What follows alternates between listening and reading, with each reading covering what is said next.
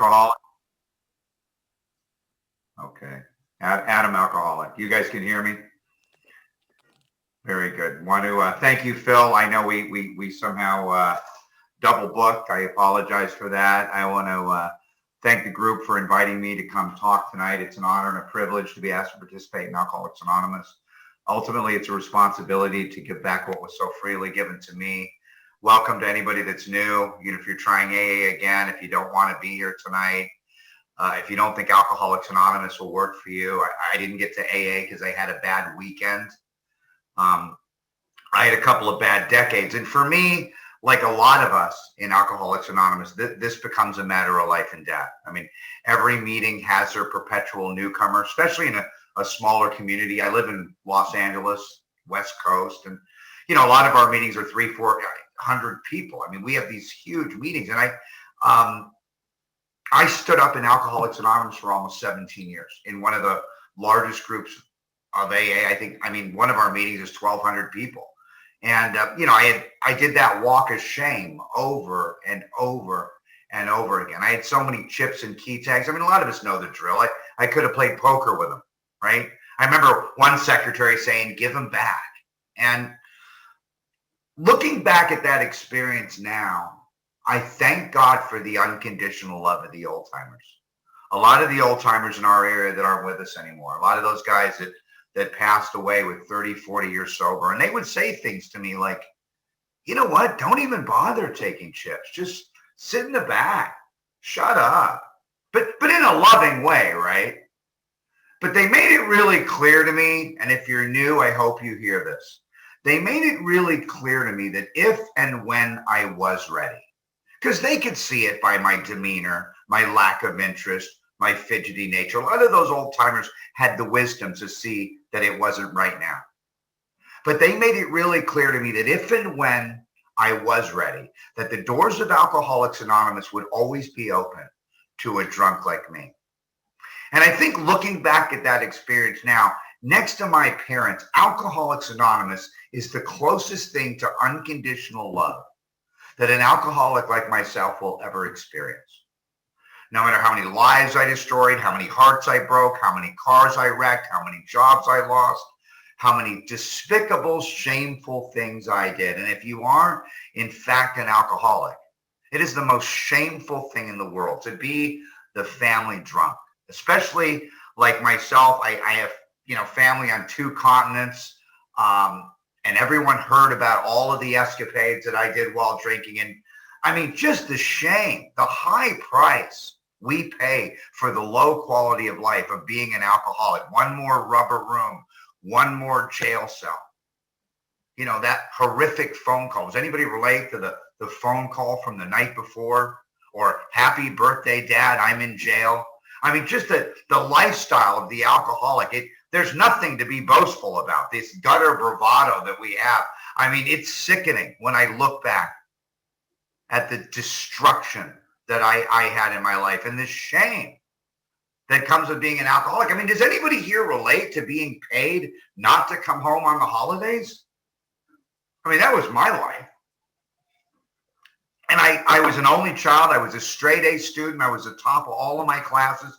And you see moms and dads, you see the hope and the love that they have for kids. I mean, you see this, like I live in a big city, and you see the procession of parents outside these elementary schools waiting for their children. And my mom and dad had all these hopes for me. And to literally watch those 2 souls watch me burn my life to the ground, to the point where eventually my mom had sold the family property, moved, and did not leave a forwarding address when I was in one more institution. And that's where I left that relationship. And despite all that shame, the doors of AA have always been open to people like me. If I live to be 100 years old, I could never pay Alcoholics Anonymous back for the love and kindness that, some of you people have shown me. Not all, and I don't mean to be disrespectful, but, I tell my sponsees, if you like everybody in AA, you know what it means? It means you're probably not going to enough meetings. My sponsor had told me, you don't really have to like anyone in particular, but as you grow in Alcoholics Anonymous, you will learn to love everybody in general. that I cannot afford to harbor resentments. I've learned to love people in AA that I don't even particularly like. And if that does not make sense to you, please stick around. Because over a long period of time, I started to understand how important the traditions were. That these traditions, these guidelines that are the glue that holds Alcoholics Anonymous become very, very important. In fact, more important than the personalities in the rooms. And, what happened to me eventually, and I know you never see this anymore, but eventually I started coming to meetings drunk. Now, the interesting thing about Alcoholics Anonymous 2021, if you actually see a drunk person in an AA meeting these days, I mean, people say things like, oh my gosh, what's he doing here? You don't see a lot of wet alcoholics in AA. And in fact, now because of this event called treatment, which is a $35 billion a year industry, if you ever noticed, it's right next to annuities now in the Wall Street Journal. You don't see a lot of wet alcoholics in AA. Treatment kind of swoops people like me up in my most desperate moments, throws me into yoga class, right? Craft hour. I'm making belt buckles and bongs, right? Nature walks. So what I'm doing is I'm going to 7-Eleven. I'm getting myself a big gulp cup. I'm filling it up with liquor, putting a little Coca-Cola on top so no one will notice. And I'm walking into the late night Hollywood candlelight meeting, doing some of my best sharing. And then I start going through institutions. And if you haven't noticed, if you're new, if you ever wonder what all the treatment centers and religions have in common, it is the simple fact that they all send their drunks to us. So I start going through institution after institution after institution. By the time I finally got sober in Alcoholics Anonymous, I'd gone through residential treatment for alcoholism 28 times. Not 28 days like the movie, this isn't Hollywood, 28 consecutive times. And now I'm wearing that like a badge of honor. It's suddenly become my identity. And I remember telling my late sponsor that I'd gone through treatment 28 times, and he starts laughing. I didn't think it was funny. And he says to me, Adam, that doesn't make you an alcoholic. And I thought, you're kidding? He says, oh, no, that just means you paid $500,000 for a big book.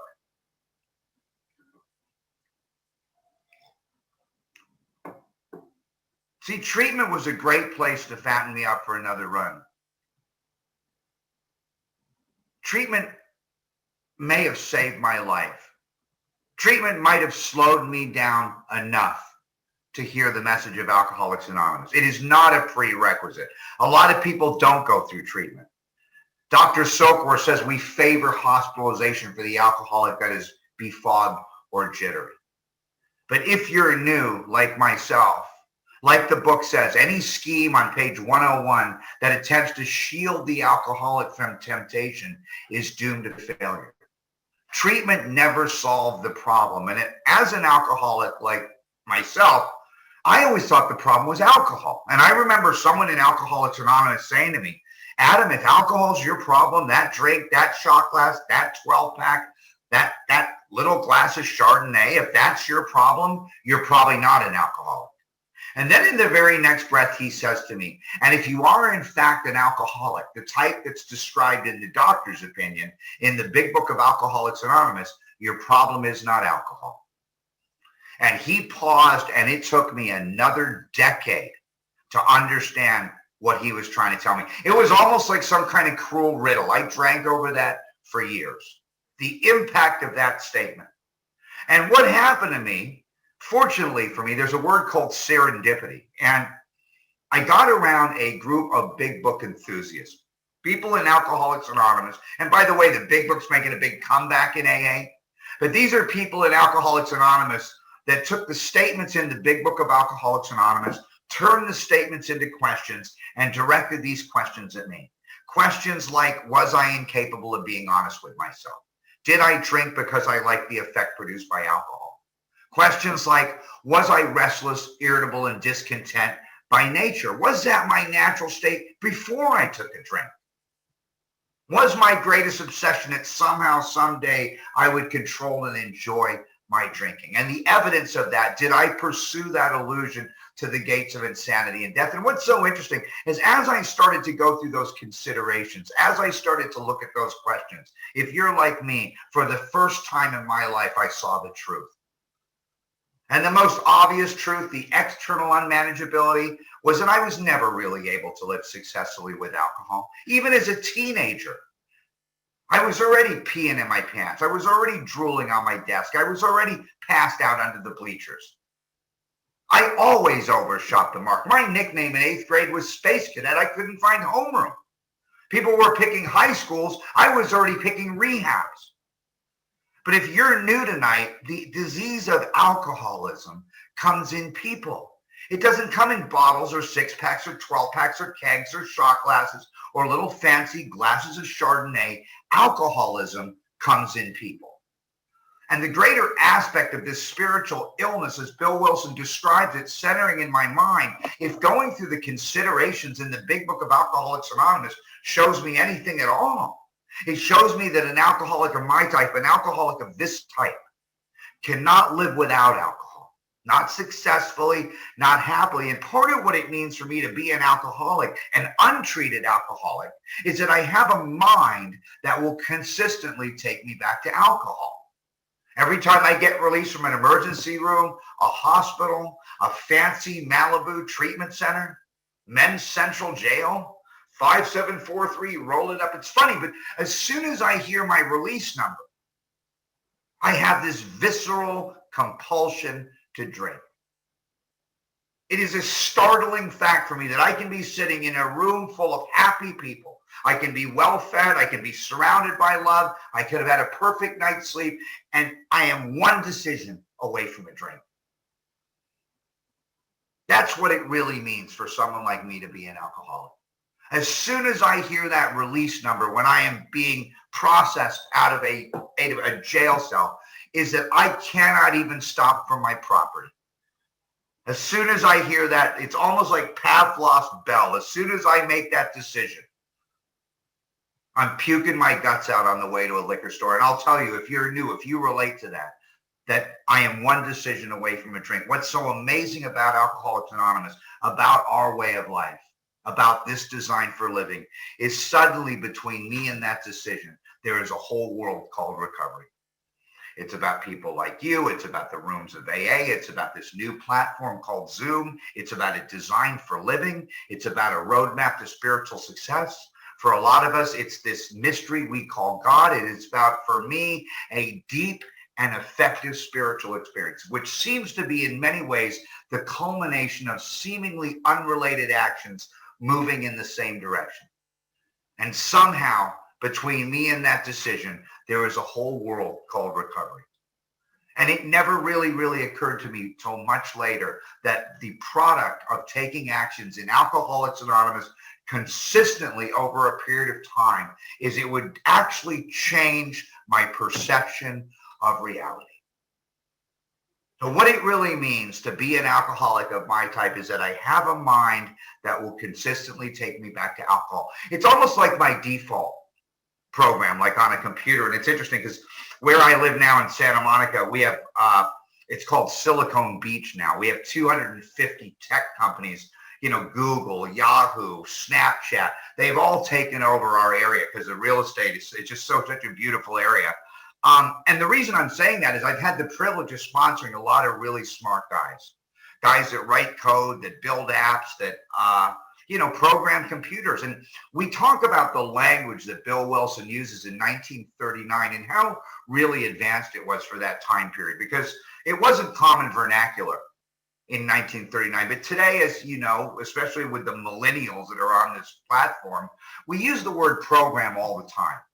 One of the definitions of a program, if you look it up in the dictionary, is very simple. It is a sequential set of instructions designed to bring about a result. Now listen to the parallel language. What do you do when you get a corrupt file on a computer? Well, it's obvious. You install a recovery disk, right? Listen to the language.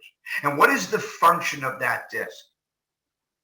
That disk restores it to an earlier point in the process. It restores the program, very much like that second step. It's like if you throw a rock into water, it's restored back to stillness. See, it never occurred to me that steps 10 and 11 are very much like a viral scan. That if I've actually executed 4 through 9 in their entirety, what happens is I start to develop a mindfulness practice, the ability to be watchful and to see my selfishness, to see my dishonesty, to be aware of my resentment, to see this faulty relationship with God based on self-reliance. It never occurred to me that if I don't watch this, I will continue to play victim and paint the red flags green for the rest of my life. The critical importance of transparency and accountability in that 10th step is a life or death thing for me. That if I bookend my day, that 11th step idea, when I retire at night, again, to do this review and upon awakening, to ask God to direct my thinking and to really see there's 6 prayers. The word ask is used 6 times from then to the end of the chapter. Every one of those, if you're new, is a prayer. And I know this isn't a popular thing to talk about in Alcoholics Anonymous, but see, it never occurred to me when Bill Wilson says principles before personalities. It was our founder's future hope that these spiritual instructions, these guidelines would have more impact than the sometimes hysterical, untethered opinions in the Fellowship of Alcoholics Anonymous. And I adore the fellowship. I know that a lot of these ideas that we've developed that have nothing to do with Alcoholics Anonymous are helpful. I realize that. But at the same time, I had had fellowship around me since my mom would have parties with 200 people. I was brought up around an enormous amount of fellowship and entertainment and educated people, and none of that was sufficient to keep me sober. Even in that first paragraph in that second chapter where it says the fellowship is but one element in the powerful cement that binds us. And then there's a warning. It would have never held us together as it now does. What we talk about is a common solution.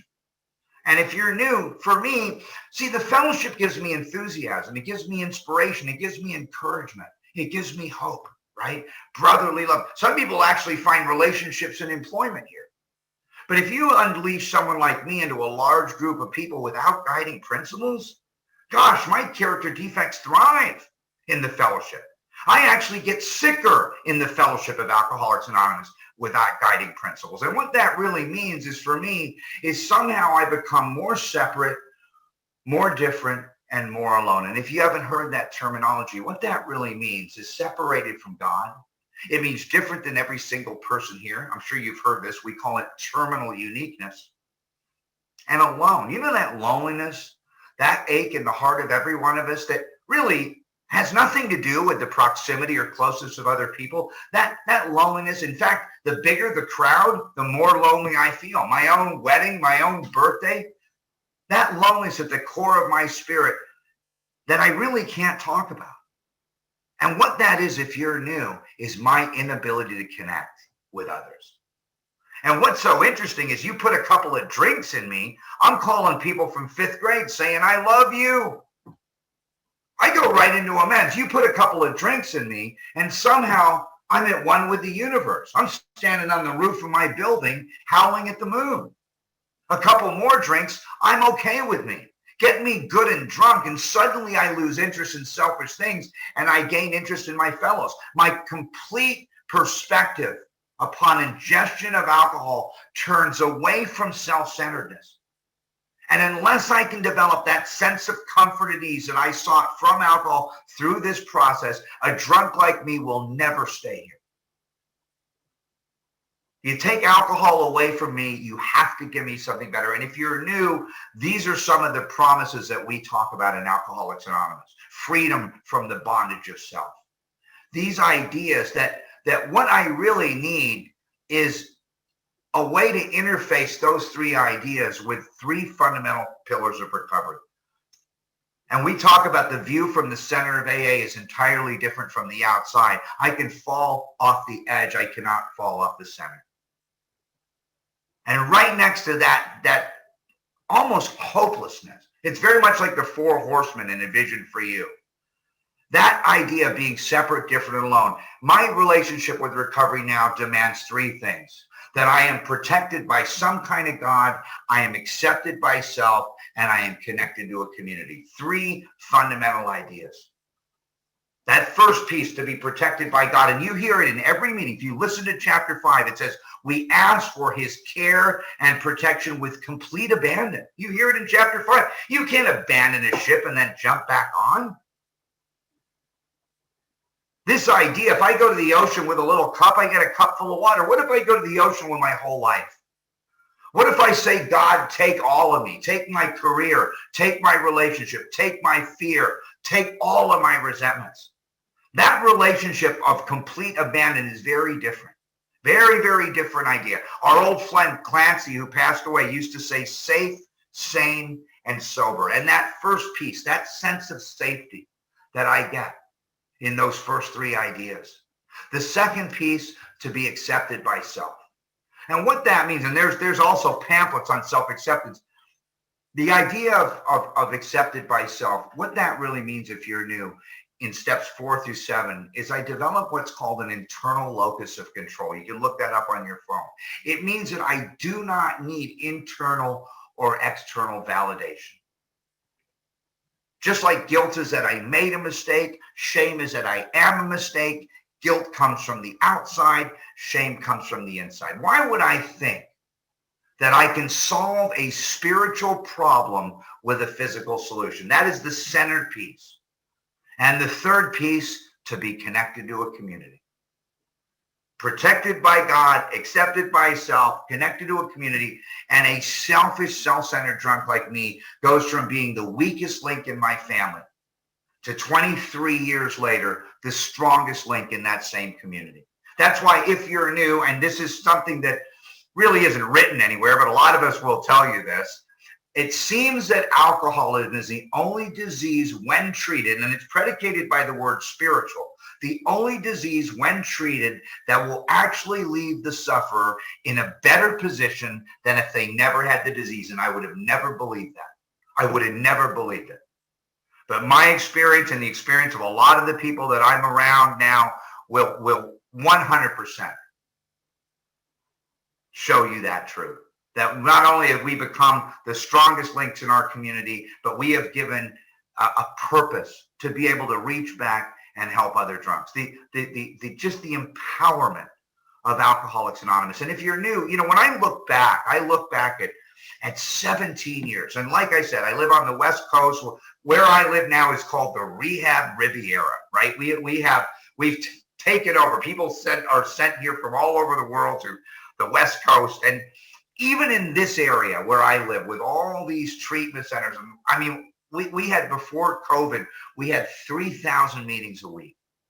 And when I look at my experience now, all that failure had to do with my defiance towards spiritual principles. The original manuscript in chapter 5 said, rarely have we seen a person fail that's thoroughly followed our directions. And if you're like me, I don't like directions. I don't like being told not to do something I already don't want to do. It's almost like Wilson said, defiance dogged is every step. It's almost like this oppositional defiance disorder. And what that looks like, if you're new, is that I will argue with anybody about anything at any time. You tell me it's black, I'll tell you it's white. You tell me it's big, I'll tell you it's small. You tell me to go left, I'll go right with an attitude. That's why we say denial's an acronym. It stands for don't even notice I am lying. Think about it. You could tell an alcoholic, you can't tell them much. Oh, you don't believe it? Try sponsoring somebody. And what that means for me is that you can lead me into the gates of hell, but you can't push me into heaven. And when we talk about attraction rather than promotion in that 11th tradition, if you're new, what that meant for someone like me is eventually I would come back to Alcoholics Anonymous on my own terms. Not because Sober Living wanted me to, not because my parole officer wanted me to, not because DCSF thought it was a good idea. I mean, where I live, they all come to AA to keep the trust fund. But if you're new, hope doesn't matter to someone like me until I'm hopeless. You think hope matters to me when I got $500,000 left in the bank, brand new sports car in the driveway, little boat down in the marina? You wouldn't catch me dead in an AA meeting. And if you're new, my experience is the same thing with God. That God didn't matter to me until my back was against the wall. And one of the things that happened to me is I got shot in a little argument. I had a bullet go right through the center of my back. It came out my chest, and I'm still conscious. I'm laying on this gurney, and I'm looking up at the paramedics. I get the little paramedics with the uniforms and the paddles. And I'll tell you, all I know is God at that point. If you've ever been confronted with your mortality, there's only two things people cry for: mommy and God. I mean, if you're a drunk like me and you got your head in that toilet every morning, puking your guts out, who prays more than drunks like us? If you don't relate, you don't relate. But what's so amazing about that experience is all I know is God. And 3 or 4 days later, you got to write this elaborate chapter called We Agnostics to try to prove and establish to me there just might be a power in this universe other than me. The arrogance that stands between me and any kind of spiritual experience, if you're new, is absolutely astonishing. It is astonishing. I have a coin and it says, the greatest battle in a man or woman's life is not against their brother or sister, it is against themselves. And it never occurred to me that, even Einstein had said, I'd rather live my life pretending there's a God and finding out there isn't than live my life pretending there's no God and finding out there is. If you look at We Agnostics and you start to take that chapter apart, the idea where the statesman says, let's look at the record. And he just looks at people that have these fundamental ideas about a power. I had physics, I had calculus, I understand inertia, velocity, centrifugal force. I was very good. Like I said, I was the top of all my classes when it came to the sciences. And I understood the immutable laws of science. It was obvious to me. And someone suggested to me, why wouldn't there be spiritual laws? Why wouldn't there be just some fundamental ideas that if you operated based on those ideas, that your life would just get better? And that was the beginning of change for a lot of us. That was the beginning of change for me. A lot of the guys I've worked with, this fundamental idea in Alcoholics Anonymous that the action predicates the feeling. And that was something that was remarkable in the way that I started to look at my life and the way that I became willing to take actions here that I didn't believe in.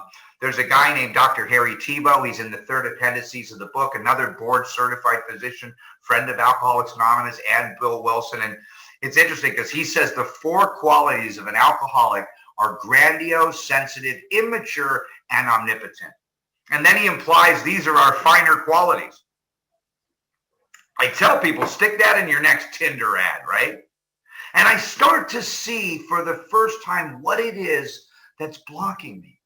What is it that's blocking me from having relationships, that's having joy, from being able to navigate around the drama? It is like Wilson had said in his story. He got this connection with the power, but he said the worldly clamors, most of which were with him, blocked him. And it's very much like they asked Michelangelo, how did you make the statue of David? And Michelangelo said, I never made the statue of David. I just chipped away everything that wasn't David, and there he was. If you're new, this idea of being rid of the things in me that are blocking me was one of the most remarkable motivational ideas. It's almost like this. If you tell a 5-year-old kid, go in your room and straighten out your room, he doesn't want to do it. You tell that same young man, go in your room, throw out all your old stuff, we'll buy you new stuff. How long would that take? And I challenge you, if you're new, what if it was true that if you followed some real simple ideas as an experiment, that you could discover peace, discover power, and have a purpose in your life? That was the challenge. That was the challenge. So back to me. What happened to me is, and thank God, by the way, we don't look like our stories, right? I got to one more treatment center. I was 120 pounds. I stunk like urine. My fingers were dirty. I was dying of alcoholism. You know how we look, right? I look like I just got out of a concentration camp, and I'm a vision for you, right? And I'm sitting in this treatment center in my nightgown with my ass hanging out, judging the speaker. It's so interesting how we're the only people that can actually be on the curb and still look down at the world, right? I get 2 speeds, grandiose and comatose. And I'm strutting around this detox bragging about Robin Brink's trucks. I finally did my 4-step. It was a bread truck. and it was empty. So I'm sitting there, right, in this treatment center, with my fellow associates, and a woman comes in, a woman on what we call an H&I panel. In different parts of the country, we call it treatment and correction. Sometimes they're divided, but H&I stands for hospitals and institutions. It's a committee that brings meetings into prisons, treatment centers, detoxes, hospitals, anywhere where clients, patients, or inmates can't get to meetings. Our H&I on the west side of Los Angeles is about 250 people. And it has one of the lowest relapse rates in all of recovery. It's a very cohesive group. And this is a group of people that are fighting each other to get on panels to talk to people in treatment centers that don't care. Okay? But this woman happens to be on this panel, and I'm in the audience. And she does her AA talk. And at the end of her talk, she looks us all up and down and she says, if I could give you all the gift of recovery, I wouldn't do it. And I looked at her, and I remember looking at my friend next to me, and I said, what a bitch. And I don't mean to be disrespectful, but I didn't understand what she was saying. And what she said was, the reason I wouldn't give you the gift of recovery, the reason I wouldn't give it to you is because I wouldn't rob you of the journey.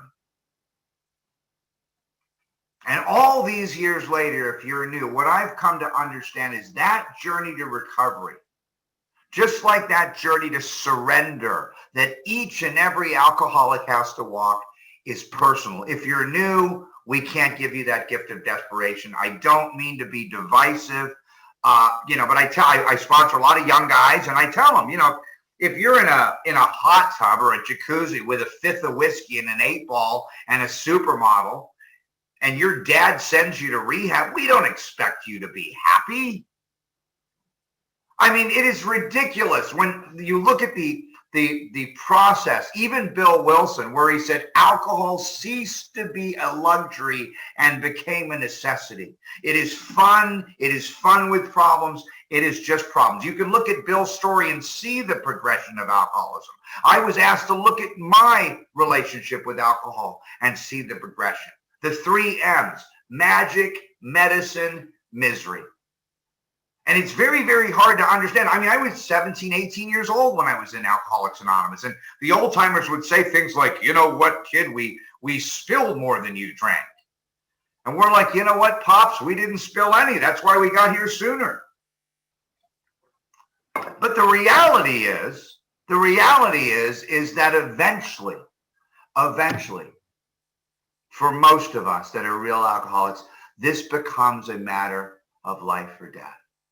When the pain of staying the same becomes greater than that of change, it is almost like a fork in the road that I will be forced to either go on to the bitter end or to accept spiritual help. It's not like we talk about, oh, it's virtue. This isn't virtue if you're new. This is circumstance. And it becomes critical that I understand that. I mean, it's very interesting because that gift of desperation really is a great acronym for God. But if you're new, I could write all day long on step 1 until I'd beaten down that liquor store door at 5:59 a.m. over and over and over and over again, or paid the clerk at 7-Eleven $100 for a 6-pack after closing, or done all those diabolical, despicable, disgusting things that many of us do on that journey to pitiful and incomprehensible demoralization. You think writing about step 1 was going to somehow enhance my experience? I had to have a relationship with failure where everything I tried failed, and I learned what it meant to drink against my will. It is very difficult for me now to cater to people that are still in the fun with problem stage. I mean, I love them to death. I know I've lost family members that were there's people on Skid Row with extended livers still thinking that it's a party. And I thank God for the gift of desperation, the gift of enthusiasm, the gift of willingness. And my experience is there's a direct relationship between willingness and surrender. And what happened to me, like a lot of us, and I'm not trying to be dramatic, but I eventually got to a place in my life, it was almost like my head couldn't get enough and my body couldn't take any more. And if you've ever seen that kind of drinking, that is what's called knocking on death's door. We have a place called Skid Row here full of people like that. When my head can't get enough and my body can't take any more, alcoholism looks very different. And so does God. Because then God becomes an acronym, grow or die. Then suddenly I'm confronted with two choices. And we've all heard them, right? Go on to the bitter end, blotting out the consciousness of my intolerable situation. And the other is accept spiritual help. It's not quit drinking. It's very funny how he puts that. Faced with alcoholic destruction or to live on a spiritual basis, right, are not easy choices. Now, what's so interesting is if you were to step over to my cell in Men's Central Jail and you were to give me these two choices, right? Go on to the bitter end, blotting out the consciousness of my intolerable situation, or accept spiritual help. I'm arguing. I will justify, minimize, and rationalize that first drink. It's like, do a survey at Costco. You got jails, institutions, and death, happy, joyous, and free. And you step over to my cell in Central Jail, and I'm thinking, how bad an alcoholic death? And that became something that I had to see. I had to see, if you're new, my experience is that the bottom is the same for everybody. From Yale to jail, Park Avenue to Park Bench, the fundamental ideas of the bottom for me and working with new people is just this idea. It is when I ask for help and I'm actually willing to receive it. Do you know how many people come to Alcoholics Anonymous asking for help? And then they start to minimize and justify that help? It's like this. It's real simple. If it's too deep for you, imagine throwing a new guy a life raft and he looks at the life raft and he says, I'm looking for a blue one. How do you work with someone like that? And what's so sad about that is we bury people like that all the time. My sponsor asked me when I was new, he said, Adam, I want you to buy a black suit.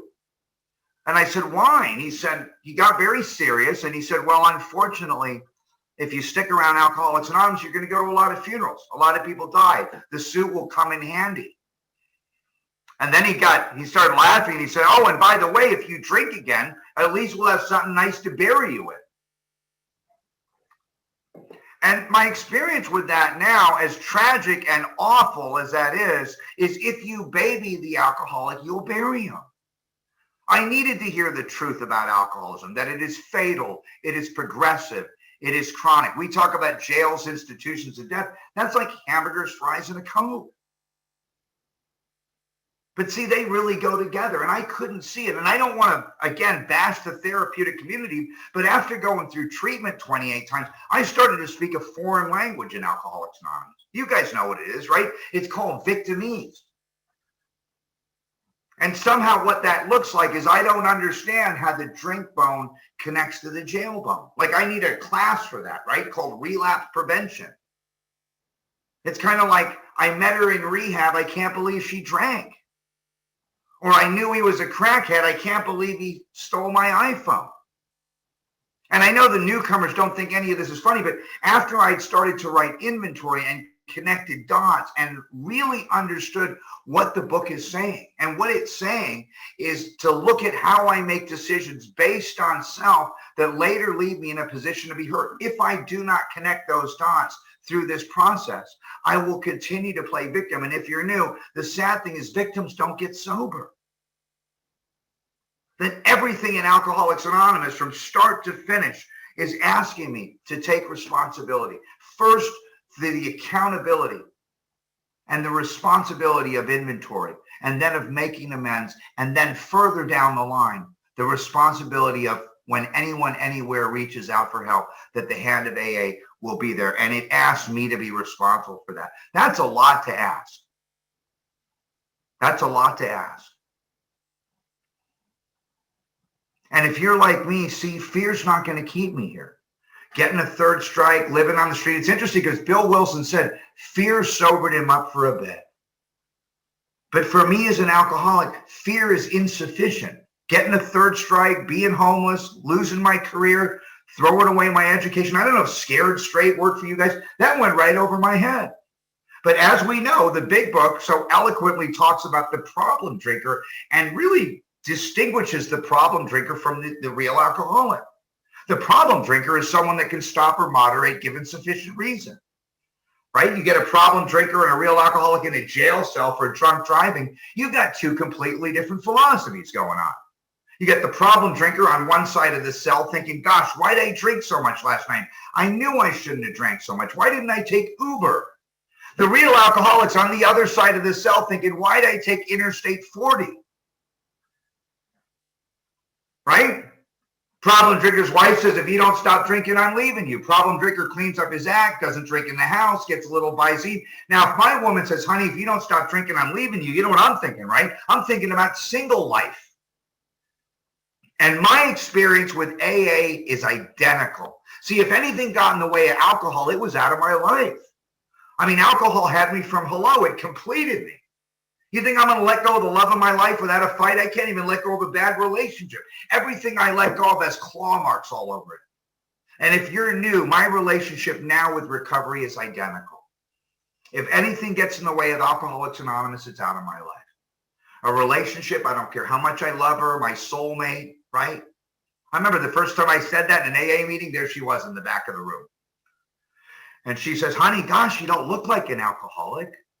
Why do you got to go to all those meetings, sweetheart? Oh, please, you're not speaking again, are you? It's the weekend. Then she tells me, you know, that program, it's getting in the way of our relationship. So now we're still dating. Now it's the holidays. It's the big night. You know the big night, right? Meet the parents night. So she gets me all dressed up, suit and tie. Out comes the exotic wine. I'm at her mom and dad's house. And she says to me, honey, you can have one glass of wine. And I looked at her and I thought, no, I can't. And she says, well, come on, it's just a glass of wine, honey. It's one glass. It's a toast. It's natural wine. 4 more rehabs. I stole her purse that night. Went down to the hood and got an outside issue. And she came to detox with a get well card.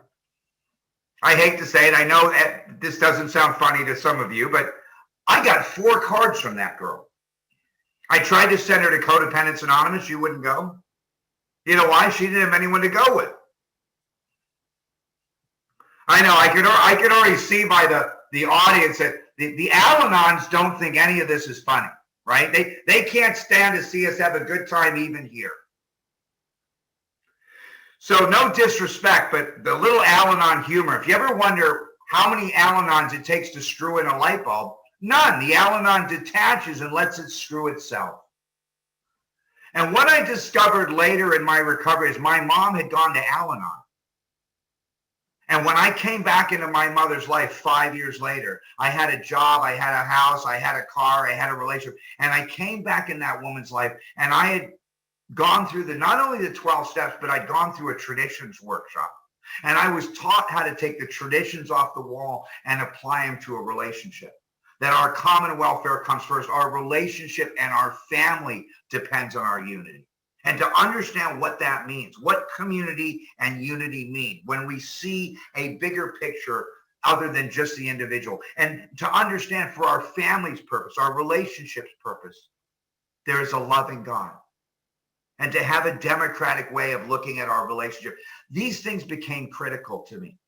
That what intimacy is not 2 people looking at each other. It's 2 people playing different instruments of the same music. That's the autonomy in the 4th tradition. And what happened with my mom is we had a lot of conflict. And when I started to understand this idea of outside issues, this was a major piece in our relationship